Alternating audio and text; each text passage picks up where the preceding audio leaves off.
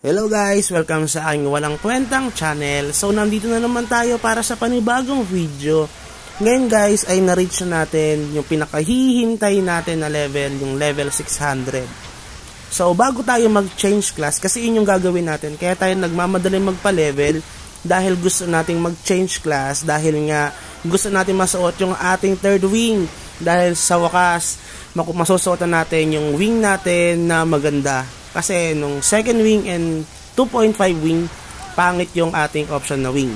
So ngayon, medyo natutuwa ako dahil nga masusuot natin yung third wing natin. Pero bago ang lahat, hindi tayo mag-shoutout dahil parang unti lang yung nakapag-comment nun at wala nagre-request ng shoutout. So, ayan. Nandito tayo sa 600 map. Subukan muna natin bago tayo mag-change class yung ating Xiaomi kung kakayanin ba neto yung 600 map. Dahil isa sa mga reason kung bakit ako nagpalit or magpapalit bukod sa meron tayong nakuwang wing ng BK, kaya tayo magpapalit dahil nga nahihirapan akong mag-RB dito. Siguro dahil galing tayo sa sa Wizard na ang lakas mag-RB. Sandali lang mag red boss ng Wizard, guys. 3 to 4 minutes. Tapos kaya niyang tangkihin yung mga red boss sa map na 550. However, nung tayo ay nagpalit ng Xiaomi, ito na ang kinahinatnan natin. Nahihirapan tayong mag-red boss. At oo, malakas yung damage niya. Ang problema, ang hina nung defense ko. Kahit naman din nata sa iba kasi medyo nahihirapan din sila sa Xiaomi nila kapag sila ay nagre-red boss. So hindi na natin tinuloy kasi 27k ata yung damage sa atin. So sure yan, hindi ko naman mapapatay yan. So gusto natin subukan na yung RB. Pero bago yan pala, subukan muna natin yung pagpapalevel natin dito sa 600 map kung ilan ang XP bigay sa atin. Kasi doon sa 'di ba sa 550 map, nakaka-XP tayo doon ng 500, 600, 700, minsan 800 yung XP natin doon pag naka-imp tapos buff. Dito, naka-imp at saka buff ako, maabot ng 900 plus yung bigay sa atin na XP. At maganda na rin kahit papaano. Pwede na rin tayo makapagpa-level ng medyo okay dito. Kasi syempre mas mahirap magpa-level dito. Ngayon, iniisip ko baka lalo kong mahirapan magpa-level kapag nag-BK ako dahil mahirap talaga magpa-level ang BK.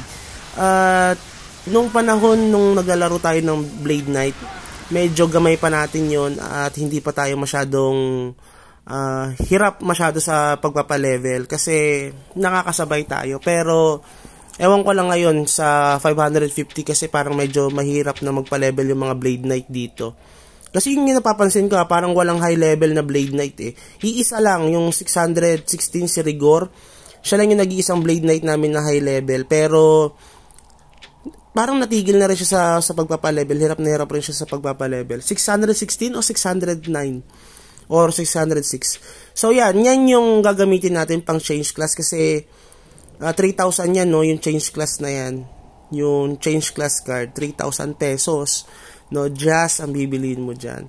Anyway, hindi tayo nagta-top up guys kasi gusto nating i-maintain yung sinasabi ko nga sa inyo na semi-free to play or kahit paano free to play, yung 55 pesos lang ang gagawin natin para maging accurate naman kahit paano yung ating review para doon sa mga players na gusto lang na maglaro at hindi gumastos ng sobrang laki.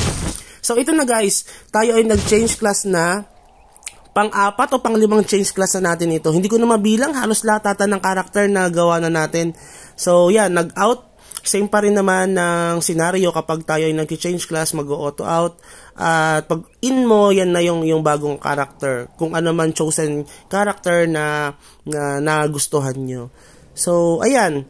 Tapos pag login natin, babalik lahat ng skill shards, tapos pwede natin gamitin pang craft ulit ng ating mga skills.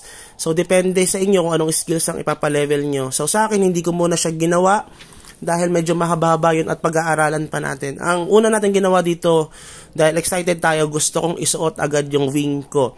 Tayo ay pang top 17 dito nung Xiaomi tayo. Ngayon parang nung nag-change class ako, parang top 24 ako. Ewan ko, parang humina. No, so alam nyo ba, parang ang disadvantage kasi nito sa laging nag-change class, lalo kung free to play ka lang, sayang kasi yung pera na pwede mo namang gamitin na pangpalakas na. Tulad nun, 3,000 jazz, pang ilang change class ko yun. Yung Xiaomi ko, 2 weeks ko lang ata ginamit. So, yung 3,000 na yon na jazz, pwede ko sanang gamitin yun guys na pampabili ng mga items or ng fluorides, 'di ba? Kaso wala masyado tayong maligalig sa pagpapalit ng class. Tapos yung mga viewers din natin na dating wizard, ewan ko kung manonood pa rin sila kung tayo ay nag-change na ng Xiaomi to Blade Knight, at may mga viewers din naman tayong Blade Knight ngayon. So, hindi ko alam. Yun yung isa sa mga disadvantages kapag nag-change class ka. Sa akin kasi ako ay nagko-content ng mga ganito. Pero ang advantage naman nun, lagi ka nag-change class, syempre, mapapractice mo lahat ng mga character, magkakaroon ka ng based on your experience, yung pwede mong ma-share dito. 'Di ba? At least hindi lang tayo puro theory, kung hindi meron rin tayong actual na experience doon sa pag-handle ng mga character na yon. So dito gagawin natin sa Blade Knight natin ay patatasin natin yung agility dahil isa yun sa mga gusto ko na kahit paano na mataas yung defense dahil pang tank nga itong Blade Knight na ito. Hindi na tayo pang patayan sa lahat, pang absorb na tayo ng tank ng damage ng mga mamaw sa atin. Tapos yung set ko kasi medyo pangit pa, pero bibili tayo niyan, unti-untiin natin habang tayo ay nagpapa-level. Pero feeling ko medyo mababagalan na magpa-level dito kasi nga ang hirap magpa-level ng Blade Knight. Kaya ba, guys, yung mga Blade Knight user dyan, please mag-comment naman kayo kung paano ba magpalakas ng ating Blade Knight. Although syempre medyo mataas na yung level natin kasi 144 na server kami. Sa iba kasi mga bago-bago pa na servers, kaya minsan yung iba nag-review dito sa mga YouTube vloggers para kahit paano magkaroon sila ng idea. So, ito na guys, yung pag nag-level 600 kayo, ito na yung Blade Knight natin. Pwede kayo mag-subscribe or i-hit nyo yung notification bell para kahit paano maging updated kayo sa mga Blade Knight reviews na gagawin natin dito sa ating MU Monarch na nilalaro. At kung may mga questions kayo about sa mga previous characters natin, just like Wizard, DL, STR, DL, Charisma, Agi, Elf, kasi nag-Agi Elf din tayo, pero hindi tayo nag-change class doon, ibang character ang ginamit natin.